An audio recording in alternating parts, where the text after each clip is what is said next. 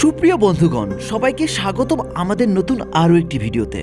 ইতিহাস, ঐতিহ্য আর সংস্কৃতির খোঁজে সত্য আর সঠিক তথ্যের অনুসন্ধানে প্রকৃতির রূপ লাবণ্য আপনাদের সামনে তুলে ধরার প্রচেষ্টায় আমরা আজকে ঘুরতে ঘুরতে চলে এসেছি রহস্যে ভরা জিনের মসজিদ বা বালিয়া মসজিদে, যা ছোট বালিয়া জামে মসজিদ নামে পরিচিত। আজকের ভিডিওতে এই মসজিদের ইতিহাস সহ সম্পূর্ণ তথ্যমূলক একটি বর্ণনা আপনাদের সামনে তুলে ধরার চেষ্টা করব। বাংলাদেশের ঠাকুরগাঁও জেলার ভুল্লি থানার ভুল্লির হাট নামক জায়গা থেকে 3 কিলোমিটার পূর্বে ভুল্লি পাঁচপীর হাট সড়কের পাশে ছোট বালিয়া জামে মসজিদ অবস্থিত। তাই বন্ধুরা, আপনারা যদি এই স্থানে বেড়াতে আসেন তাহলে রাস্তা থেকেই ফাঁকা মাঠের মাঝে দূর থেকেই আয়তাকার মসজিদের মূল স্থাপনা দেখতে পারবেন।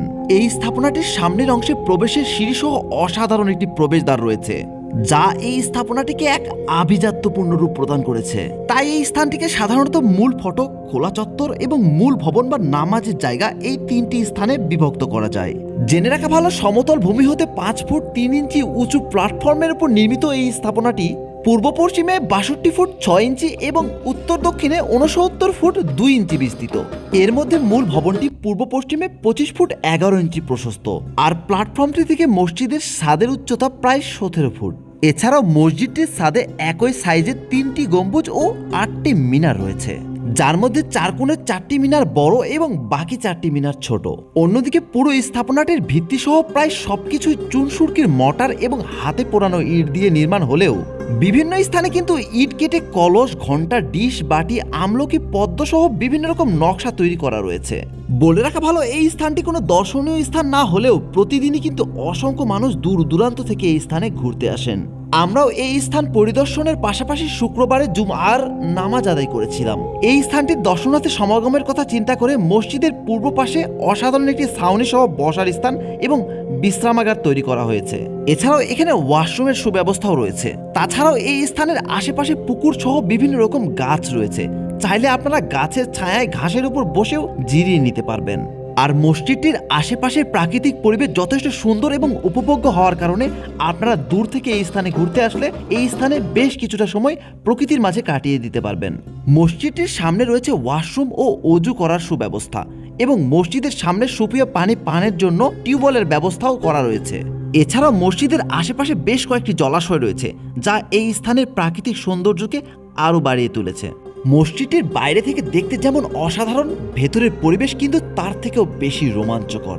মসজিদের পশ্চিম দেয়ালে রয়েছে 3টি কাঠের কপাট সম্বলিত প্রবেশদ্বার এবং উত্তর দক্ষিণে রয়েছে 1টি করে জানালা। মসজিদটির ভেতরে 3 কাতারে নামাজ আদায় করার ব্যবস্থা রয়েছে। তাছাড়াও মসজিদের দেয়ালের গঠনশৈলী, ভাঁজ এবং সামনের মেহরাব যথেষ্ট সুন্দর এবং মুগ্ধকর।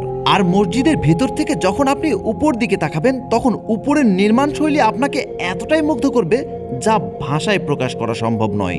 এছাড়াও রাতের বেলা মসজিদটিকে আলোকিত করার জন্য নিচের দিক থেকে লাইটের ব্যবস্থা করা রয়েছে, অর্থাৎ মসজিদটির মূল ফটক থেকে শুরু করে মসজিদের সিঁড়ি, ফাঁকা অংশ এবং ভেতরের নামাজের জায়গা প্রতিটি স্থানে আপনারা অসাধারণ সৌন্দর্য এবং আভিজাত্যের ছোঁয়া পাবেন, যা আপনাদের এক প্রাচীন ঐতিহ্যের অনুভূতি এনে দেবে এই স্থান পরিদর্শনে আসলে। অন্যদিকে এই মসজিদ নির্মাণের একটি প্রচলিত তথ্য আপনাদের জানিয়ে রাখতে চাই। কোনো এক অমাবস্যার রাতে কিছু জিন এই এলাকার উপর দিয়ে উড়ে যাওয়ার সময় এই স্থানে মসজিদ নির্মাণের সিদ্ধান্ত নিয়ে সারা রাত মসজিদ নির্মাণের জন্য কাজ করেছিলেন। আর সারা রাত কাজ শেষে ভোর হওয়ার ফলে গম্বুজ নির্মাণ অসম্পূর্ণ রয়ে গেলে গম্বুজবিহীন অসম্পূর্ণ মসজিদ রেখেই জিনেরা প্রস্থান করেছিলেন।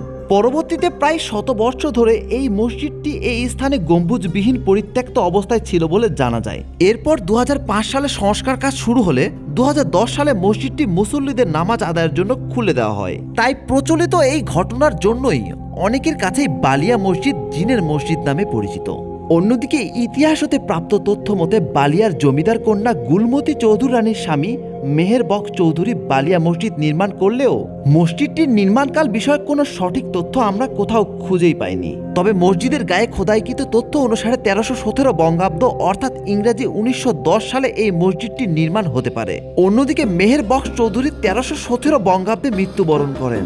তাই মেহের বক্স চৌধুরীর মৃত্যুর ফলেই বালিয়া মসজিদের নির্মাণ কাজ অসম্পূর্ণ রয়ে যায় বলে ধারণা করা যায়। তারপর এর অনেক পরে এই মসজিদের সংস্কার কাজ শেষ করে মসজিদটি নামাজের জন্য উন্মুক্ত করা হয় এবং বর্তমানে এই মসজিদটিতে নিয়মিত নামাজ আদায় করা হয়। মোগল স্থাপত্য শৈলীর আদলে তৈরি এই রহস্যময় মসজিদটিতে আসতে হলে আপনাদের ঠাকুরগাঁও জেলা শহর হতে পঞ্চগড় মহাসড়ক হয়ে 10 কিলোমিটার উত্তরে এগিয়ে ভুল্লি বাজারে পৌঁছাতে হবে। আর এই ভুল্লি বাজার থেকে 3 কিলোমিটার দূরে বালিয়া গ্রামে যাবার জন্য ভ্যান অটোরিকশা পেয়ে যাবেন। ভাড়া জনপ্রতি মানভেদে 15 থেকে 30 টাকার মতো লাগতে পারে। জেনে রাখা ভালো যে এই স্থানে তেমন কোনো ভালো খাবারের দোকান এবং ভালো থাকার জায়গা নেই। তবে ঠাকুরগাঁওয়ে অনুমতিক্রমে আপনারা সরকারি ডাক বাংলা বা রেস্ট হাউসে রাত্রি যাপনের সুযোগ পেতে পারেন। তাছাড়াও এখানে কিছু আবাসিক হোটেলও রয়েছে। আর প্রাত্যহিক খাবারের চাহিদা মেটানোর জন্য সাধারণ মানের কিছু খাবার হোটেল পেয়ে যাবেন মসজিদের কিছুটা দূরেই। তাছাড়াও এই স্থানের মসজিদটি ঘুরে দেখার পাশাপাশি এই স্থানের প্রাকৃতিক পরিবেশ অনুভবের পরে আপনারা চাইলে কিন্তু মসজিদটির পাশে অবস্থিত মলানি গ্রামের সাঁওতাল সম্প্রদায়ের জীবনযাত্রার সাথে পরিচিত হতে পারেন। সাথে দৃষ্টিনন্দন ফানসিটি শিশু পার্ক, রাজা টঙ্কনাথের রাজবাড়ি দেখে সুযোগ সময় মিলে গেলে শীতের মেঘমুক্ত আকাশে ঠাকুরগাঁও সদর উপজেলার বুড়ির বাদ এলাকা থেকে ভারতের কাঞ্চনজঙ্ঘার রূপ দর্শনও করে আসতে পারেন। আমাদের চ্যানেলে কিন্তু এই স্থানগুলোরও অসাধারণ ভিডিও পর্যায়ক্রমে আপলোড করা হবে, তাই অবশ্যই চাইলে আমাদের এই চ্যানেলটি সাবস্ক্রাইব করে রাখতে পারেন। বন্ধুরা, অসাধারণ এই মসজিদটির সামনে থেকে আজ আমরা বিদায় নিচ্ছি। দেখা হবে নতুন কোনো ভিডিওতে নতুন কোনো স্থানে। অবশ্যই আমাদের সাথেই থাকবেন। ধন্যবাদ।